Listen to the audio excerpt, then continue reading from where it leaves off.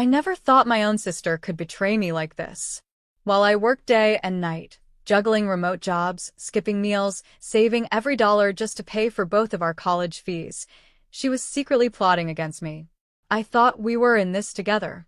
I thought I was helping her succeed. But behind my back, she was hiding a heart full of jealousy.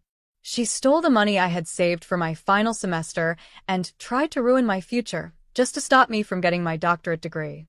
She thought if I couldn't pay my fees on time, I'd be forced to drop out. What she didn't know was that I was already 10 steps ahead. I had already paid my tuition in full. When I found out what she did, I couldn't believe it. Was this really my sister? Did she plan this just to bring me down? I didn't confront her. I didn't fight. I simply stopped paying her tuition. What happened after that was more shocking than anything I could have imagined. My name is Liana. I'm 28 years old, and I work a remote job to support myself while I study for my doctorate degree.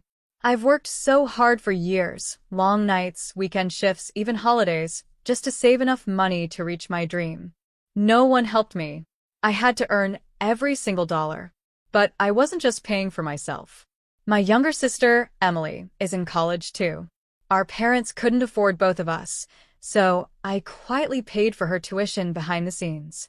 I never told her. I didn't want her to feel guilty or embarrassed. I just wanted her to succeed, and I believed family meant helping each other. But everything changed one afternoon. I was sitting in my small apartment, finishing up a report for my remote job. My phone buzzed. It was a message from my bank. Alert: $120,000 withdrawn from your account. I froze. My heart started racing. No way, I whispered. I grabbed my laptop and logged into my bank account. The money I had saved for my living costs, books, and last semester, gone. All of it. I sat in shock for a few seconds. Then I called the bank. Hi, this is Liana Carter. I just received an alert that a huge amount of money was withdrawn from my account. I didn't authorize it. The woman on the line was calm. Yes, ma'am. The transaction was made using your login and security info. It was transferred to a new account under the name Emily Carter. My breath caught in my throat. Emily Carter? That's my sister. I ended the call and sat there, shaking. I didn't want to believe it.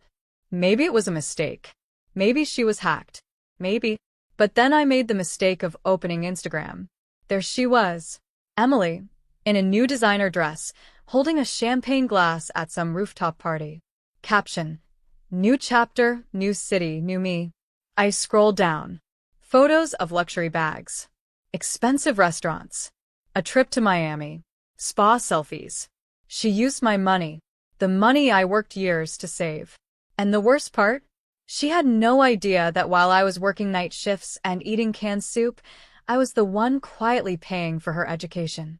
And now she had stolen from me, too. My hands were trembling. But in that moment, something in me snapped. I wasn't going to be quiet anymore. The next morning, I drove straight to my parents' house. I hadn't even told them I was coming. My mind was spinning the whole way. I needed answers. I needed to know why Emily would do this to me. When I walked in, Mom was sitting on the couch folding laundry, and Dad was in the kitchen reading the newspaper. Liana? Mom looked up, surprised. Is everything okay? I didn't waste time. I held up my phone and said, Did you know Emily stole $120,000 from me? My dad looked confused. What are you talking about? She used my banking info. She transferred it all into her account. And before you ask, yes, I confirmed it with the bank. It wasn't a hacker. It was Emily. My mom stood up slowly. Sweetheart, that's a serious accusation. I took a deep breath. Do you think I'd drive all the way here unless I was sure? They were silent for a moment. Then my dad asked, But why would she do that? You both got your tuition covered by the college fund, didn't you? That's when I realized they still didn't know the truth. No, I said, my voice calm but shaking. There was never a shared college fund. You guys couldn't afford both of us. So I paid for mine and hers. Every semester, every class, every book. I've been working 3 remote jobs for the past 2 years to cover both our tuition. My mom's hand flew to her mouth. Wait, what? My voice broke a little. You didn't pay for Emily's college. I did. She just thought it was you. And I let her believe that so she could focus on school. I didn't want her to feel pressure. My dad sank into a chair. My God. Mom sat down slowly. You've been doing this alone? I nodded. And while I was struggling to afford food, she took my savings and used it for designer bags and parties. She betrayed me. And now I can't even pay for my last semester. Just then, the front door opened. Emily walked in, laughing into her phone. Yeah, the Miami trip was so worth it. She stopped cold when she saw me. I stood there, arms crossed. We need to talk. She looked around. What is this? You stole from me, I said. And I know it. Mom and Dad know it too. Her smile dropped. What are you talking about? Don't lie, I snapped. The bank confirmed it. You used my personal info and transferred $120,000. That was my college fund. And I was the one paying your tuition this whole time, not Mom and Dad. Her face went pale. Wait, what? You thought you were better than me. You mocked me for not having a life. But while you were out partying, I was working to make sure we both had a future. Emily's voice shook. I didn't know. I thought. No. You didn't think at all, I said coldly. But don't worry, I've already stopped paying for you. Good luck explaining that to your college next semester. She tried to speak, but I grabbed my purse and turned toward the door. This isn't over, I said. I worked too hard to let you ruin me. And I meant it. I walked out of that house and didn't look back. For days, Emily tried calling me. She sent voice notes, long messages, even emails, some apologizing, some accusing me of overreacting. I ignored every single one. The trust was broken. There was no going back. 2 weeks later, I got an email from the bursar's office at Emily's university. Subject: tuition payment overdue. Immediate attention required. I smiled bitterly. They were used to getting payments on time from me. But not anymore. A few days later, I heard what happened through a mutual friend. Emily had been dropped from her classes. Her account was frozen. She had no idea how to fix it because she never knew I was the one keeping it all afloat. She called our parents in a full-blown panic. Of course, they didn't have the money to help her. And they didn't defend her this time. Emily, my dad told her, you brought this on yourself. Liana didn't owe you anything. In fact, she gave you more than we ever could. But that wasn't even the end of it.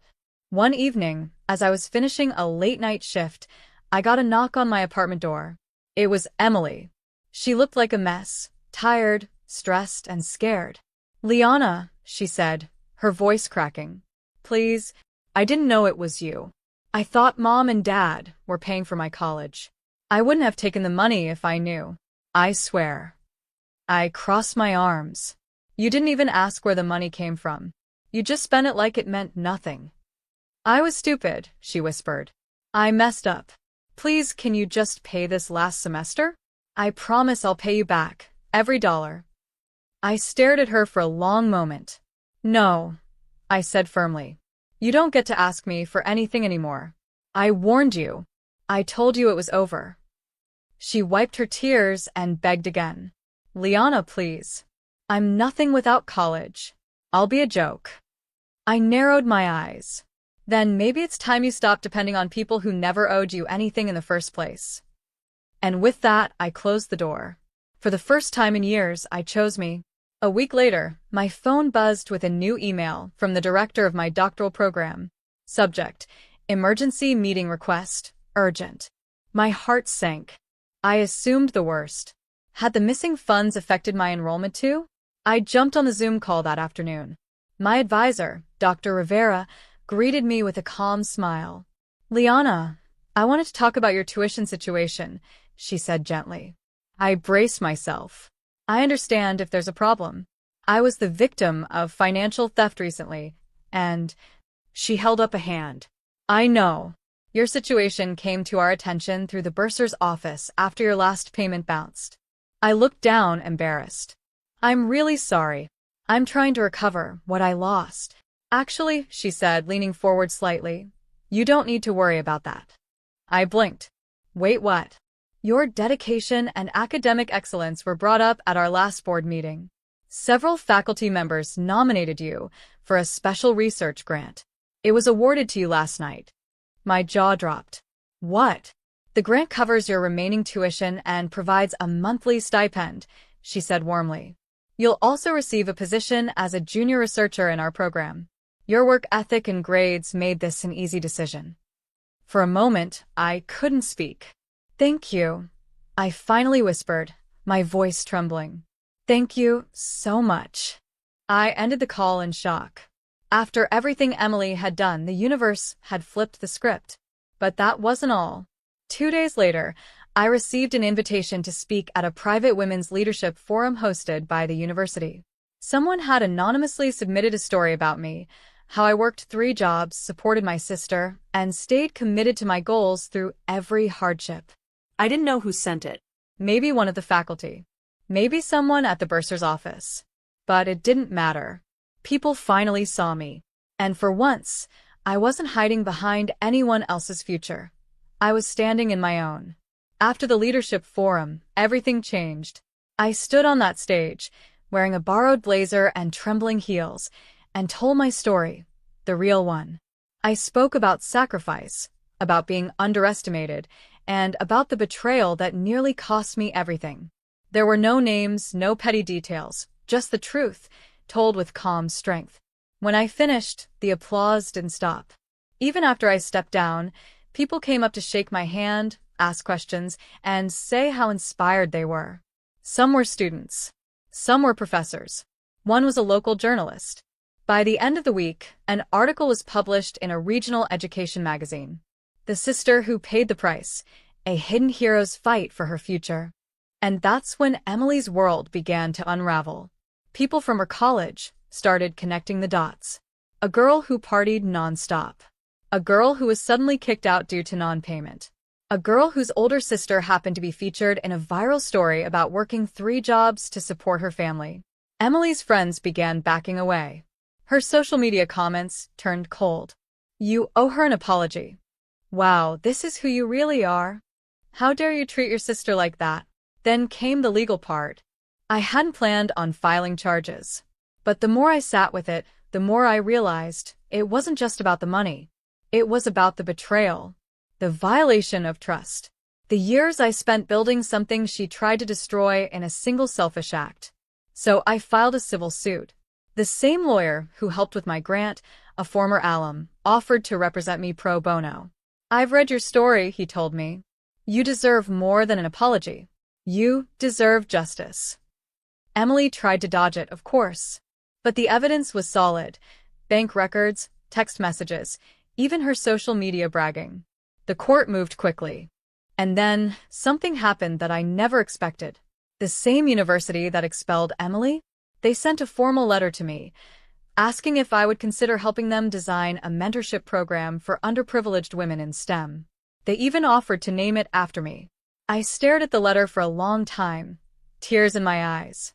My revenge wasn't loud. It wasn't cruel. It was built on rising higher than the person who tried to drag me down. By the time Emily's court date arrived, the story had already made waves across our state's college networks. The courtroom was packed with quiet observers, students, local reporters, even a few professors who had taught us both. Emily sat on the defense bench, her face pale and tight. She was no longer the glamorous, self-assured girl who used to strut through campus like she owned it. She looked small. The judge reviewed the evidence, bank statements, digital login histories, and testimonies, including mine. Then it was Emily's turn to speak. She stood slowly, trying to stay composed. Your Honor, I didn't know the money belonged to my sister. I made a terrible mistake. I thought it was my parents' account. I was just trying to live a little. The judge cut her off. Miss Carter, you used personal login information. You transferred funds knowingly, then spent them on luxury travel and shopping. You had no income source of your own, and your sister provided a full financial record of your education being funded by her. This was theft. Plain and simple. Emily's hands were shaking. I'm sorry. I really am. The courtroom was silent. The judge finally gave the sentence. Emily would complete 300 hours of community service, return the stolen funds in monthly installments, and publicly apologize to me in court and in a signed written letter that would be part of her university record. I watched her face fall with every word. The judge then turned to me. "Miss Carter, is there anything you'd like to say?" I stood up. "Yes," I said calmly. "I don't want revenge. I just want this to be a turning point for her and for me. I've worked hard for everything I have, and I won't let anyone take that away again." Emily couldn't look me in the eyes. Later that week, the written apology appeared in a student publication, required by court order. She admitted everything: the theft, the lies, the jealousy. Students across campus read it. Faculty reposted it as a lesson on integrity. Emily became the center of a cautionary tale. And me? I walked through campus with my head held high, no longer the invisible one in the background. I had survived the betrayal. And now I was winning on my own terms.